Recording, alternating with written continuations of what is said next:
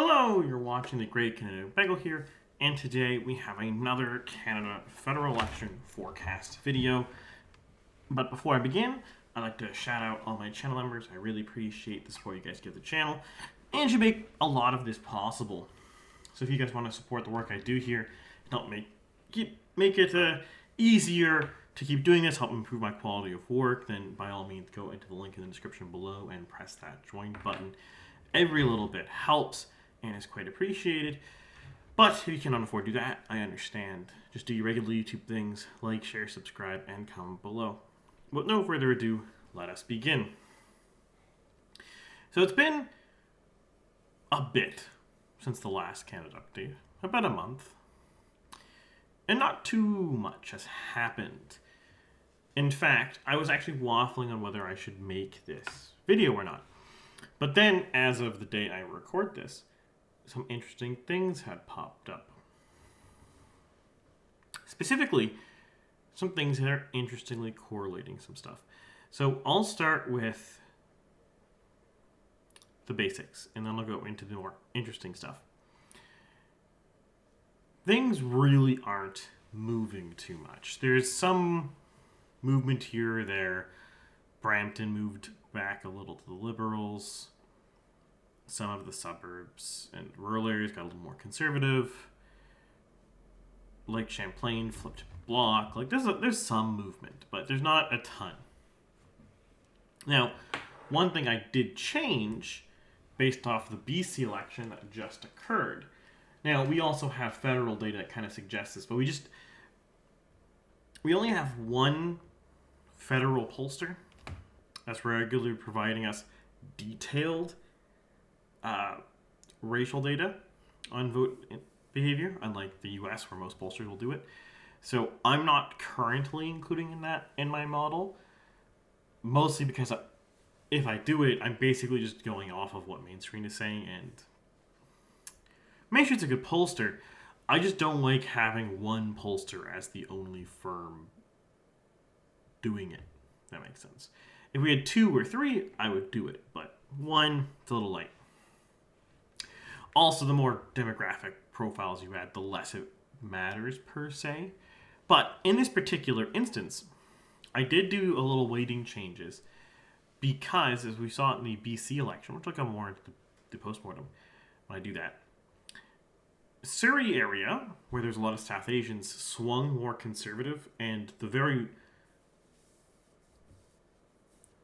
very core urban areas like Vancouver swung less than the rest of the province.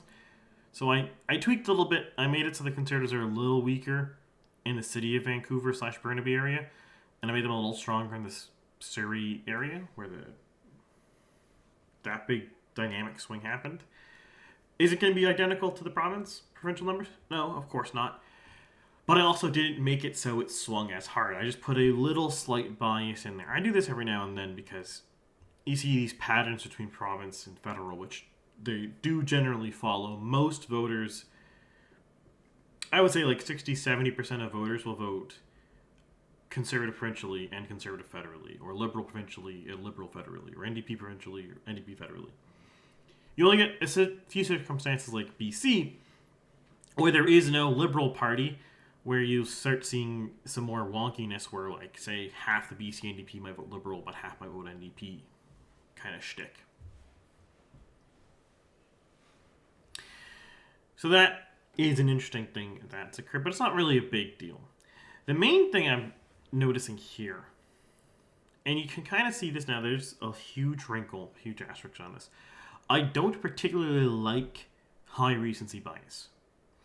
The reason this far up from election, the reason I don't like this is voters do not move as much as polls suggest between elections, because a lot of polls, through no fault of the pollster, are going to be bouncing around the margin of error. We look at the recent polls in Canada, excluding the pollsters that I'm no longer considering, which is Nanos and Ecos, for reasons I've touched on before, but just to summarize for those new, Ecos has a terrible track record, and Nanos has just so much noise that I don't want to spend money on it. If it was free, I would include it, but I do not want to pay for a pollster that has such noisy data. The regions swing so much week to week. It's crazy. It's ridiculous to me. But if it was free, I would use it, but I don't want to spend money for it. It's also not, the NOS isn't that great of a pollster either.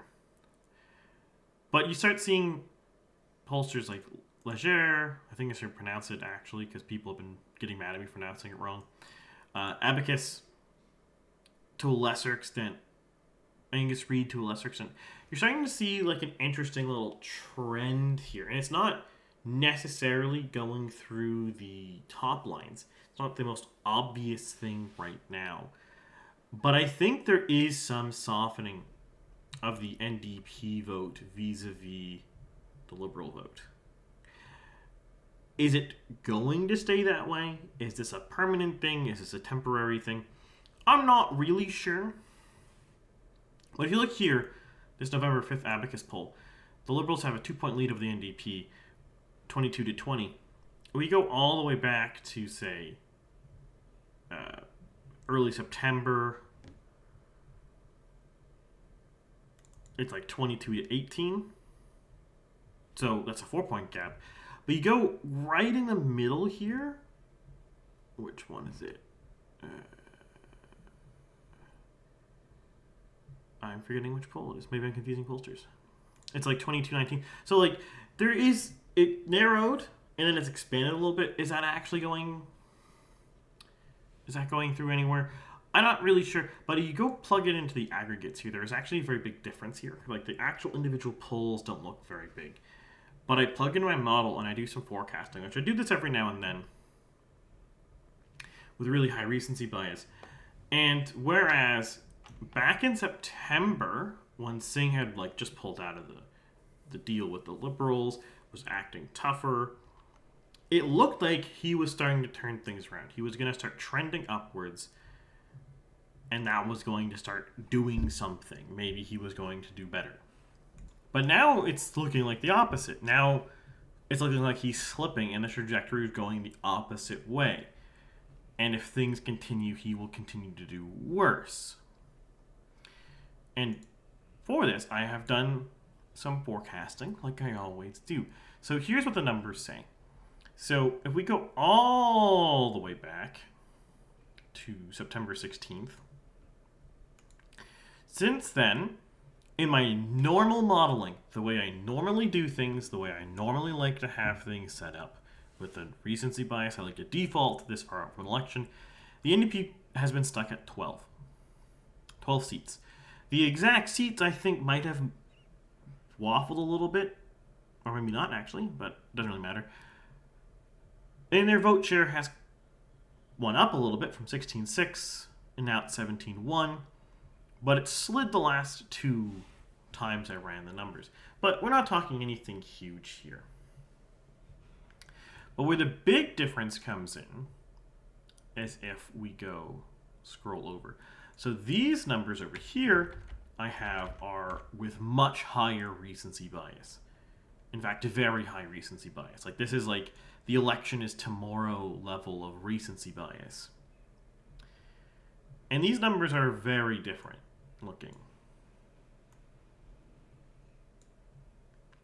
Back in early September, I had the NDP at 18.9 with very, very high recency bias and 20 seats. They're actually going to gain 8 new seats if trends continued. They're going to gain 2 and a bit vote share. But now you're looking at mid-Octobers, and we're looking at 18%, which is still, they're gaining a little bit, but their momentum had fallen. They lost nearly a 0.9 of a point in a month. And their expected seat total had fallen down to just 14. In fact, in these first 3 updates, the Liberals were in second place and the Bloc was in third place and the Bloc was in second. And the Liberals had slowly rebounded. And now by November 18th, you see the Liberals actually pretty strongly rebound to second place again, and the NDP are languishing with just 9 seats, wiped out of Ontario, languishing everywhere else. They only get the consolation prize of Halifax because the Liberals are doing so bad in Atlantic Canada with this aggressive recency bias. Though, particularly in the last update, they're doing a lot better. That's just because there are some bad polls for the Conservatives in Atlantic Canada the last month or so, and I don't think they're necessarily real. I think they're within margin of error. They're within margin of error of the old polls. It's just the lower end. I think it's just not really moving. But even if it does move, say Livy, doesn't really matter.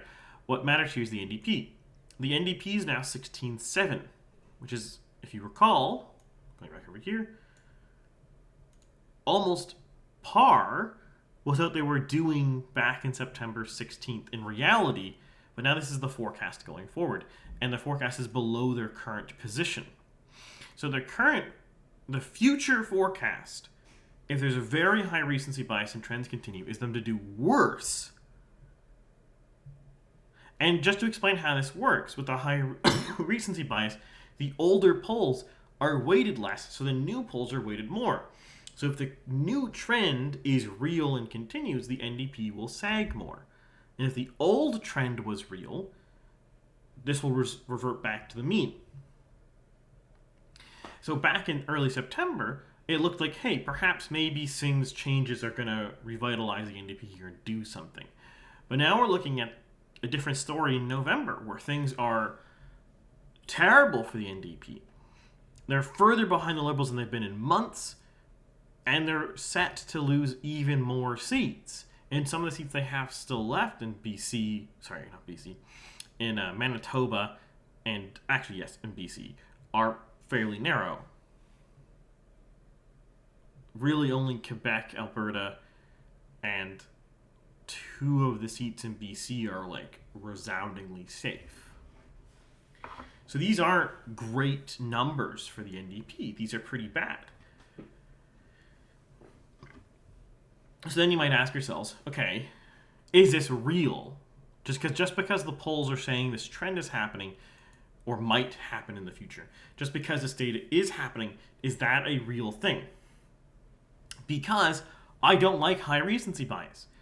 You see, like 338 Canada will have this, and again, there's nothing wrong with 338 Canada, but they will have dramatic swings between polls because the polls will have slightly different numbers.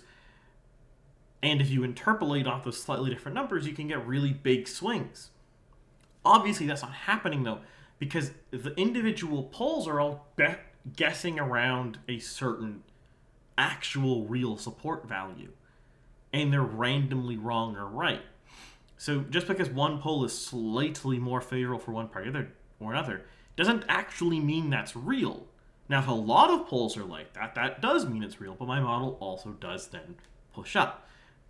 So, in other words, my model kind of intentionally lags where polls are this far out of an election because oftentimes, because of the cycle, because not only do these polls randomly bounce around, they tend to randomly bounce around in like a sinusoidal fashion. So, let's see, do you believe in mark on this? Edit with designer. Let's see. Why does this take forever? No, that's not what I wanted. Oh, well, doesn't really matter. It's sinusoidal, so the Conservative vote share will dip and then rise, then dip and then rise. But the average will trend in a certain direction or not, but it will bounce up and down around that. So having a very low recency bias and averaging through, I think, is a better protocol this far out. But that doesn't mean high recency bias trending isn't wrong, because sometimes movement does occur. And what I think here, there's 2 real big key things. The first one, especially in the last few weeks, there's been 2 big strikes going on. The first one is the port strikes across the country. And the second one, which is relatively new at this stage, is the postal workers strike. And on both of them, Singh looks pretty impotent. And that's disastrous for a leader. If you are impotent, you cannot do anything. Voters are like, why should I vote for you?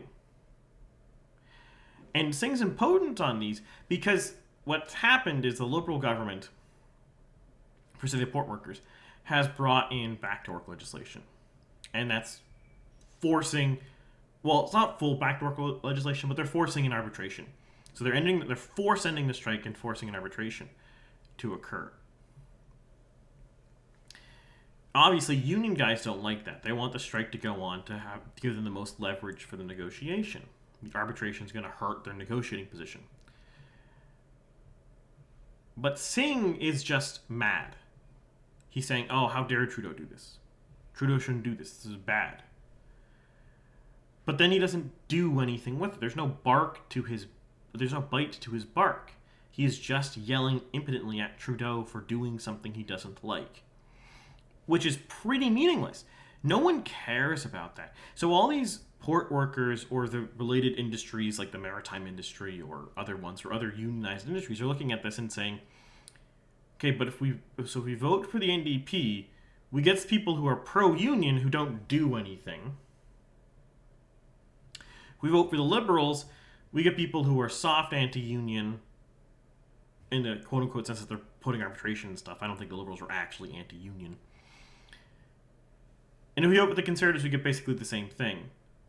Okay, so the Liberals and Conservatives have basically the same policy towards their strikes. The NDP's useless and doesn't do anything. So then it's just a question of, do you like the Liberal or the Conservative policies? If you are a voter who wants something to happen.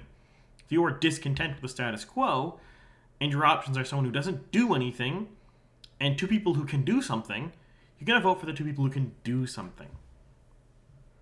That's how most people work.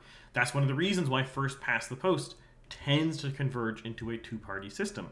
It's part of the reason why coalitions usually destroy the small party, because Singh is going to get all of the blame for anything Trudeau is doing vis-a-vis these strikes, any arbitrations, if he does back-to-work legislation. Singh gets the blame because Singh is the only one capable of pulling the plug. Blanchette, Poilievre have already said that they're willing to look. Poilievre obviously wants an election, and Blanchette said he's willing to do one. So really, it's just Singh. Singh controls whether the government dies or not.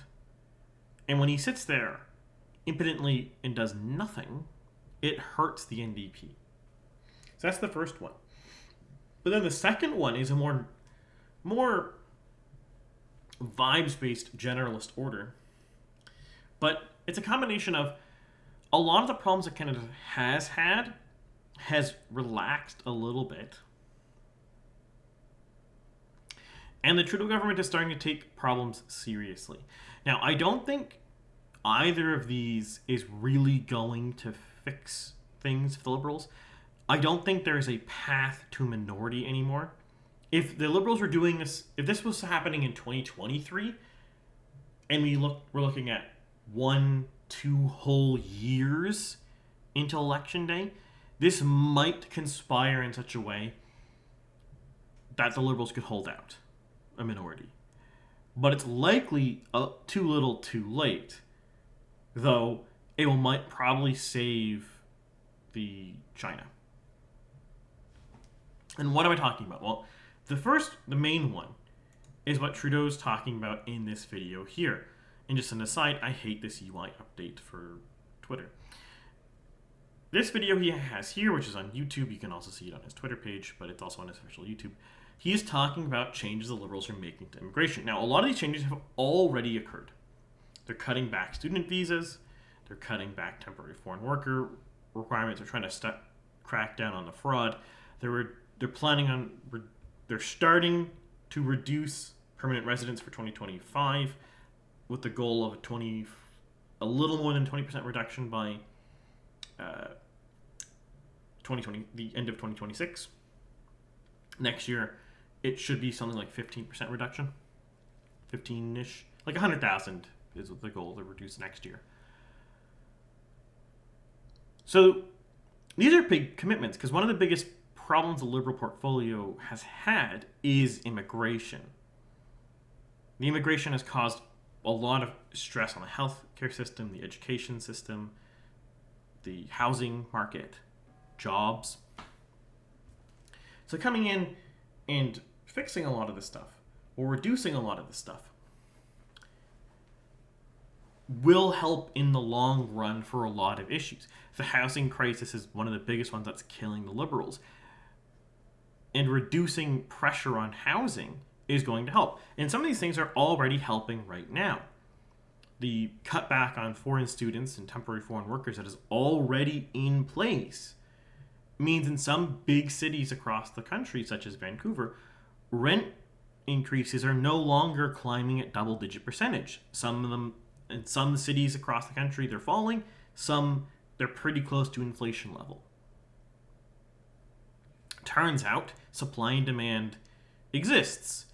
That is not just paper economics. It's an empirical fact. Supply and demand. Crazy stuff, right? And these things, combined with some other things that are just going in the Liberals' favor in general terms, like inflation cooling off, in the long term, if they had enough time, would help rebound them. Now, people hate inflation, period. The Liberals will never fully recover until they lose an election, because inflation happened, period. The fact that it hit 6-7% is going to turn off a lot of voters irreconcilably for the Liberals for at least an entire election cycle. Maybe 2, maybe 3. But when inflation is no longer above target, when it's around target, and as soon as people's wages start increasing fast than inflation again, you stem the bleeding. And some of the people who have been hurt the least by inflation might be able to swing back faster. Obviously, the people who are most impacted by that 7% inflation are going to take the longest for the Liberals to win back. But once it's in a healthy state, they can start winning these voters back. So when you see the economy starting to settle down in a way that won't be enough to make a dent for the Liberals, but will start helping them, and they start talking about taking actual serious action on immigration, and actually do it. It's not just rhetoric. We're not talking about like the UK Tories here or other parties across the world where they'll have rhetoric about reducing immigration, but then not actually do anything. The Liberals actually did something. They reduced the number of foreign students here this calendar year by like 300,000. Something around those lines. Like they did something quite succinctly, and we can already see the impact. Is that enough to change anything? No. It's not going to make the Liberals a minority. Because Poilievre is also talking about doing all these things too. So it's not like the Liberals have outflanked the Conservatives on this. The Trudeau Liberals have just fixed a bad position and turned it into a less bad position. And maybe by the end of their term, in October 2025, it will be in a meh position. Still probably should be lower numbers, but it might not be as bad for them. As overtly bad for them, I should say.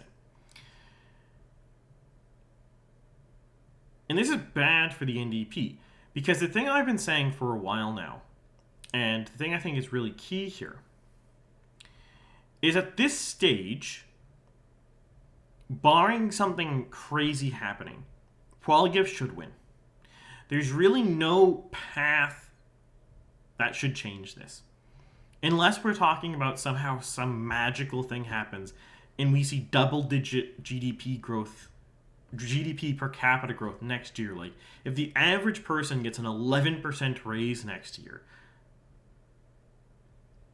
and inflation's like 2%, and housing gets cheaper, or like some magical unicorn thing happens, barring that, things aren't really going to change, because a lot of the damage is done. That's the important thing to understand about politics. This is why controlling inflation is such a big, important deal as a government, because people hate losing things more than they like getting things. As soon as they've been damaged, they're going to be mad at you for a long time. And inflation damages everybody at the same time. The alternative to controlling inflation, you have higher unemployment rates. That is more targeted. Fewer people are going to experience unemployment. Not that unemployment's good or anything, but it's a less bad problem for a government. You could also say it's a less bad problem for an economy too, because it's a part of the business cycle. It's expected kind of thing. But the main key thing here, since Poilievre's lead is pretty much unassailable, maybe the margins could be changed. Instead of 219, maybe it's 200. Or maybe it's 240. Like, that could change. But him winning seems pretty set. Crazy things have happened, perhaps, but I would be stupefied myself. And the Bloc seems to be doing pretty solid, especially with Parti Québécois doing really well provincially. I think you're very unlikely to see the Bloc underperform the Parti Québécois. And if the Parti Québécois, as is in Quebec, is polling somewhere around 34, 35 range, depending on the pollster, you should expect the Bloc to perform in a similar ballpark, if not outshooting them, because the Bloc tends to pull people from the CAQ as well as the Parti Québécois. So they should be doing better than the Parti Québécois. That's really kind of the floor for them.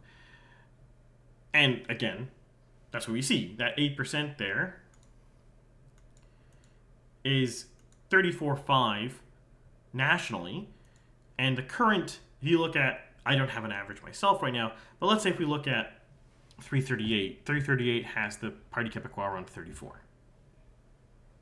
So outrunning that 34 by a little bit makes perfect sense. So if those two parties are pretty set, all the dynamic left is Liberal versus NDP. And this is the dynamic I've been talking about, again, for a while. I think the reason Trudeau stayed on, some people say it's narcissism, some people say he's delusional. I think Trudeau stayed on this long because he knows he's screwed. He knows he's going to lose. But he doesn't want his reputation. He doesn't want his legacy to be the Liberal Party dying. And the path there, at this stage, isn't to defeat the Conservatives. That's almost impossible. If he does that, he will go down in history for a different reason. What he wants to do, I suspect, and the reason why he signed the supply and confidence agreement, the reason why he's been so friendly to the NDP, is he's trying to kill the NDP. The CASA was a poison pill. Singh's a weak leader who doesn't see that. And by the time he pulled out, he did it lukewarmly, in a way where all the damage has been done and he did nothing to rectify it, it seems. He's impotent, he's useless, and everything he wants to do, Trudeau does first. Pharmacare, dental care, daycare, Trudeau does it first. But then Trudeau has other concerns. He tries to fix the immigration system, where Singh is blind to it. Things like that. Now you could say Trudeau broke the immigration system, but I think the immigration system has been broken for a very long time. Trudeau just made it worse. But I digress. So a lot of this stuff, I think we've been seeing the last 2 years since the CASA, since the last election, since the Freedom Convoy, is Trudeau slowly and slyly stabbing the NDP to the death on the hopes that, yeah, the next government's going to come in,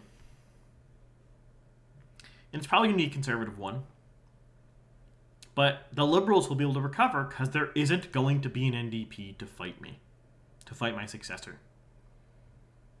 They're gone. Now, will the NDP actually die? I don't know. I can't tell you for sure that's going to happen.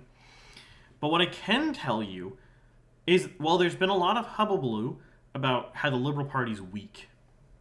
They have no parties west of Manitoba. The Manitoba Party has one seat and is basically just the cult of personality around one dude, the Lamoureux family. Oh, one family, the Lamoureux family. Okay, sure, I'll give you that. And you could say, oh, NDP are in second in Ontario. They're going to be second in Nova Scotia soon. Sure, I'll give you that. But you look at PEI, you look at New Brunswick. Those NDPs are dead. They're gone. They exist, sure, but they're relevant. You look at Newfoundland, that NDP is pretty irrelevant. You look at Quebec, there is no NDP. And the Liberals are pretty much the only other party that matters in the province. The Parti Québécois, the Liberals, the CAQ, those are the only few parties that matter. The Conservative Party and the Quebec Solidaire are just window dressing. They're just there. They're placeholders. They don't have any chance currently in the current climate of going anywhere. And then you go out west and you start seeing ruminations in the Saskatchewan NDP, the Alberta NDP, of changing their name. They want to distance themselves from the federal party. You see Wab Kinew, the NDP premier of Manitoba, buttering up to Poilievre and distancing himself from Singh. You look at Ontario, where Ford, his campaign team, and the media all treat the Liberals as the actual opposition, and the NDP are just a placeholder. And I have said many times before, in Nova Scotia, that's the same thing here. Yeah, the NDP will probably be the official opposition next year, or on the 26th. But they're not actually the opposition. The NDP has no obvious or clear path to winning an election in Nova Scotia.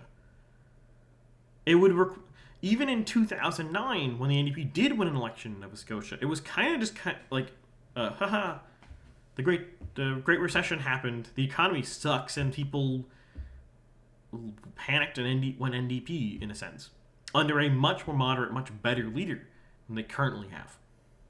And Darrell Dexter wasn't a good leader. But I digress. So it seems like we're kind of in a situation where, well, people have been talking for years about how the provincial Liberal parties are not doing so hot. People have kind of neglected that the provincial NDP are also doing pretty bad. Like, if the provincial NDP, after the next Ontario election, falls into third place, which could happen, I would actually be so bold as to say the NDP might fizzle out federally. Especially if Saskatchewan and Alberta NDPs officially change their names, which people are discussing right now. If the NDP loses 2 provincial parties and one just becomes a relevant third place again, it's hard to see where they're going from there. Now, lots of things can happen, things can change, so I'm not going to say this is guaranteed to happen. But I would keep an eye on this. By the end of this decade, I think we will have a really good rumination on this, a really good idea of what's happening vis-a-vis the Liberals versus the NDP. And the 3 things to watch, in my mind, are: does Alberta and Saskatchewan NDP make different parties, as is being talked about right now? Do they actually break off from the feds? Does the Ontario NDP slip into third place? And in the next Nova Scotia election, 2029 or so, do the Liberals retake second? If those 3 things happen, I think the Liberals will outlast the NDP and the NDP will fade away. Because the only way in Canada you win federally is you win provincially first. Most federal candidates are recruited from municipal or provincial politicians. It's actually pretty rare for other people to come in. Yeah, you can get the journalists like the Jamal Giovannis or the Chrystia Freelands. You can get certain business people or police officers kind of thing. But even people like Bill Blair, as the head of Toronto Police, that's kind of a municipal politician in a sense. Like, when you're the head of when you're a police chief, you're not really a normal person anymore. Not really a normal police officer anymore. You're more of a politician than a police officer at that stage. An appointed one, sure, but it's not the same. And the reason the Liberals have been doing poorly the last 6 years, since 2019, is largely because the provincial parties have been waning. That's why one of the reasons they do really bad in the West is they have no one to recruit from, because the NDP can recruit from the people who actually win elections in the West. But if the Alberta NDP and the Saskatchewan NDP break away, and their MLAs become open for Liberal recruitment on a more regular basis, they're not just automatically recruited by the NDP. And that changes things significantly. Even more so if the BC or Manitoba NDP join.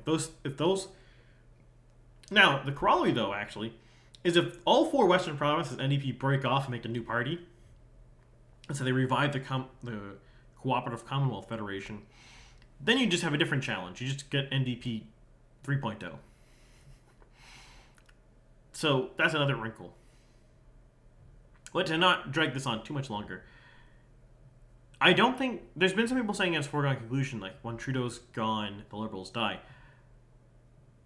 The NDP might be in such a bad state federally after this next election that I don't think that's guaranteed. It really is going to come down to these provinces, particularly Alberta, Saskatchewan, Ontario, and Nova Scotia, and what happens in those 4 provinces.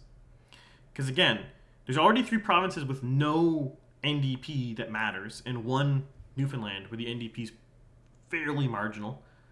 Yeah, they exist, they win seats, but like they're pretty small. Like the last election, they won 2 seats. They had 3 the one before that. They're currently polling pretty poorly, so they're not looking so hot in Newfoundland. Are they doomed in Newfoundland? I wouldn't say that, but like they're obviously not doing good in Newfoundland. So there's like 3.5 provinces with effectively no NDP. There's 3.5 provinces with effectively no Liberal Party. That's actually pretty even.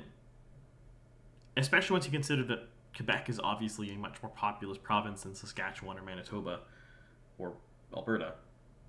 In fact, those 2 groupings, PEI, New Brunswick, Quebec, Newfoundland, and the 4 Western provinces, are probably pretty close. Population-wise, I don't want to do the math, but I bet it's probably within a reasonable percentage of each other. So then you're really looking at, again, Ontario, Nova Scotia. The 2 provinces where the Liberals and the NDP are battling neck and neck. And as a Nova Scotian, I think the Liberals will win in Nova Scotia.